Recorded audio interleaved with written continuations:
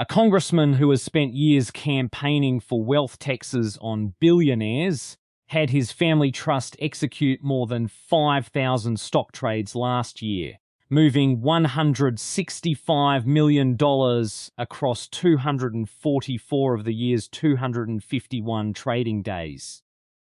I am Lambert Woollingham, and this is the Daily Shear for Thursday, August 20th, 2026. My fleece is brushed, my coffee is gone, and neither of those facts will improve what follows. Texas politics this morning is mostly a fight over who gets to define a classroom, so let us start there. Governor Greg Abbott unveiled a proposal Wednesday requiring Texas school districts to spend at least 70% of their operating budgets directly on classroom instruction, framing it as a fix for administrative bloat. He directed Comptroller Don Huffines to launch a formal audit, dubbed the Huffines Performance Review, covering up to 4 independent school districts by the end of the year. Texas Education Agency records show El Paso and Isleta school districts already spend roughly 11% of their budgets on central administration, well under any threshold Abbott is proposing. State Board of Education members called the initiative political misdirection, pointing instead to declining enrollment and the state's voucher program as the actual drivers of local deficits.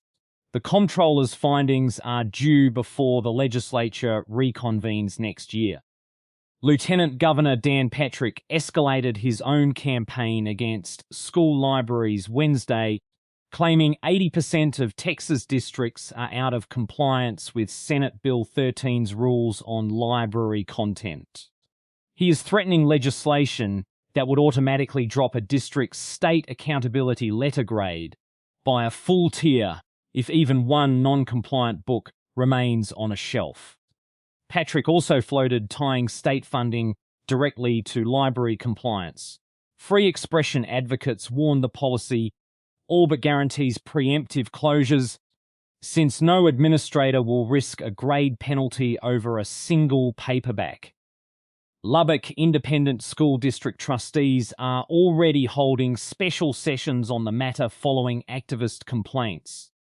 More than 24 Texas families and the American Civil Liberties Union filed a petition asking the Supreme Court to strike down Senate Bill 10, the state law requiring every public classroom to display a framed 10 Commandments poster no smaller than 16 by 20 inches. The petition challenges an April ruling from the Fifth Circuit, which upheld the mandate in a razor-thin 9-8 decision.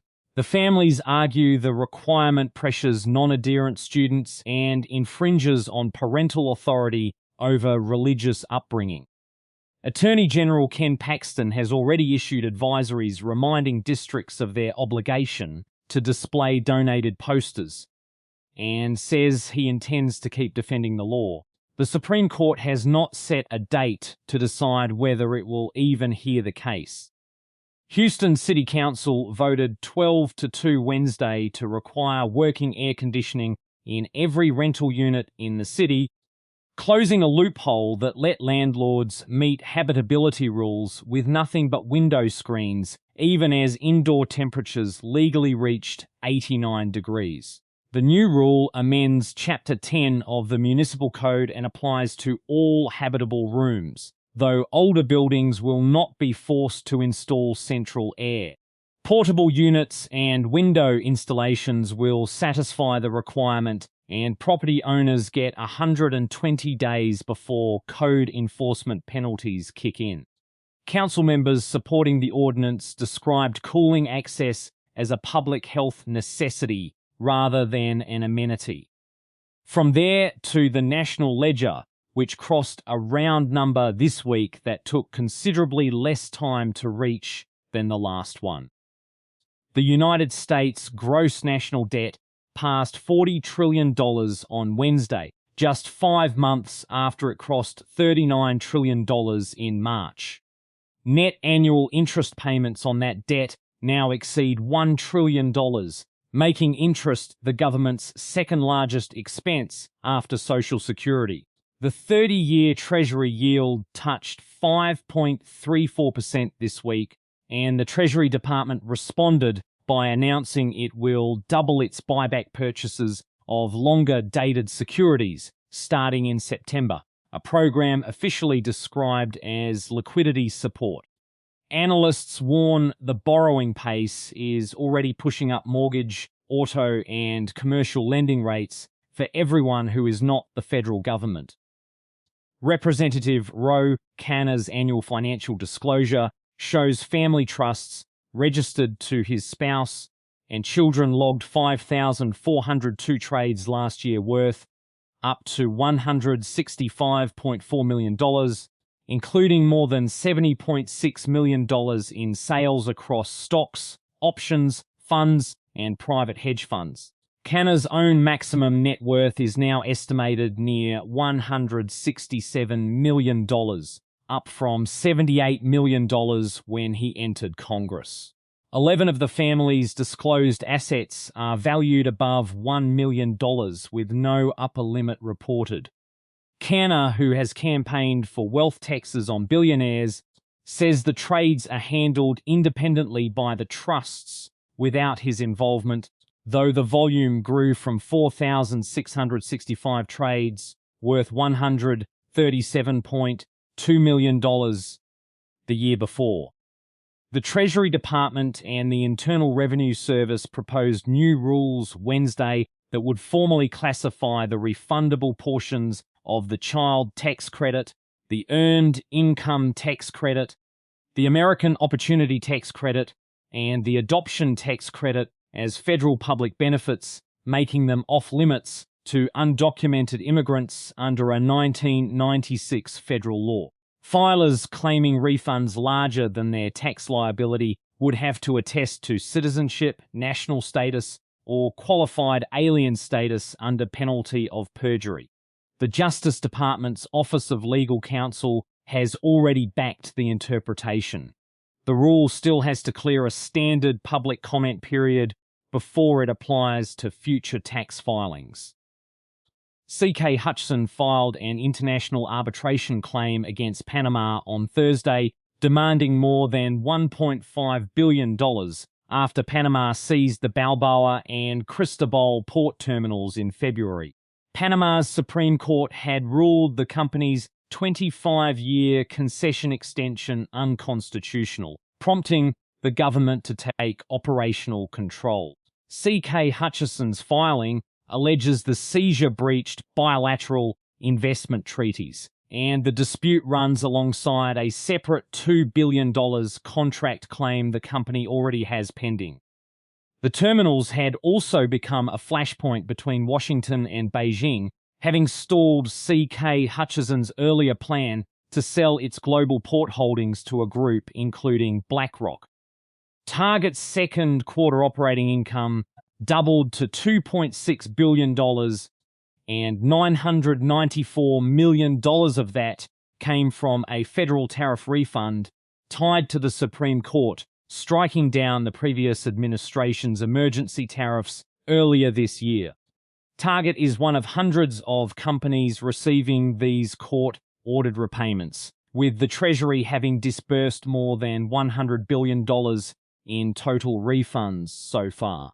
Executives declined to say exactly how the windfall will be spent, offering only that it would support what they called price stabilization. Retail duties elsewhere remain unsettled, including a 3-day extension granted this week on proposed 50% tariffs on Canadian imports. Beyond the ledgers and the classrooms, the wider world offered its own accounting. The Israeli military acknowledged Wednesday that its soldiers fired on a civilian car in Gaza City in January 2024, killing 5-year-old Hind Rajab and 6 family members. The Israel Defense Forces has referred the case to the Military Advocate General to open a formal criminal investigation, reversing months of denial that armored units had been in range of the vehicle. Independent investigations and satellite imagery had already documented extensive tank damage to the car and to a Palestinian Red Crescent ambulance sent to rescue the child. Human rights monitors note that internal military inquiries of this kind rarely produce prosecutions. A Missouri judge ruled Wednesday that the state's citizen referendum process cannot be used to block congressional maps drawn by the legislature, clearing the way for a new Republican-drawn 8-district map to stand for November's midterms. The ruling dismissed a challenge against Secretary of State Denny Hoskins, and plaintiffs have already filed an appeal to the state Supreme Court. The redrawn lines split Kansas City and shifted conservative territory into the district held by Democratic Representative Emanuel Cleaver, with analysts estimating 59% of voters in that district are now newly assigned. The court found redistricting statutes simply are not subject to citizen veto.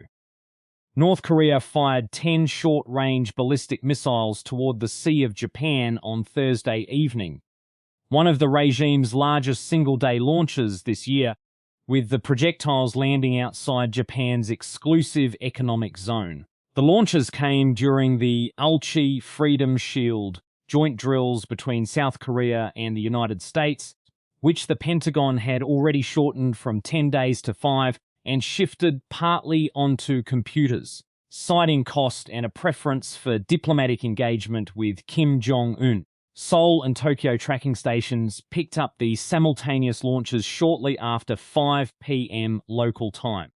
Regional analysts noted the barrage suggests the North's strike capability keeps expanding regardless of how much the Allies scale back their own schedule. Moderna and Merck announced positive late-stage trial results for their personalized mRNA melanoma vaccine, intismeran, given alongside the immunotherapy Keytruda. The trial enrolled 1,137 patients with high risk, surgically removed melanoma, and met its main goal of significantly reducing recurrence, along with reducing distant spread of the disease. The vaccine is custom-built from each patient's own tumor mutations, training their immune system to hunt down leftover cancer cells. No new safety issues turned up over a year of dosing, with side effects limited to fatigue and mild chills at the injection site, and the companies plan to file for regulatory approval in the coming months. A Pennsylvania state police helicopter and a small Cessna collided in mid-air near Carlisle Regional Airport Wednesday evening, killing the airplane's pilot and injuring 2 troopers.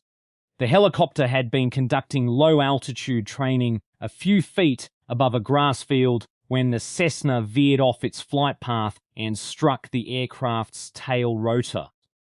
Both troopers were initially trapped in the overturned helicopter before forcing open a cabin window and escaping.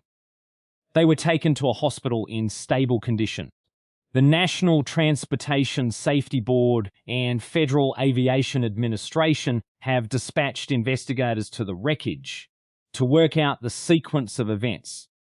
President Trump nominated Dr. Heidi Overton, currently Deputy Director of the White House Domestic Policy Council, to serve as Commissioner of the Food and Drug Administration.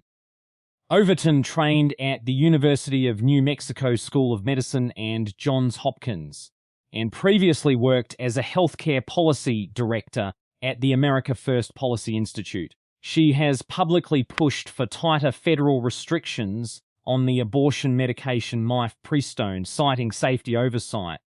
If confirmed, she would take over the agency's authority on drug approvals, food safety, and medical devices, and Senate Democrats are already signaling they will focus confirmation hearings on her mifepristone record. I keep returning to Houston's new air conditioning rule because nobody in that ordinance actually specifies how big the unit has to be relative to the room. A landlord technically satisfies the law by mounting one dorm-sized unit in the corner of a 3-bedroom apartment, aiming it at a single armchair and calling the rest of the floor plan a design choice. Inspectors would need to bring their own thermometers and walk toward the unit to find the one habitable cubic foot.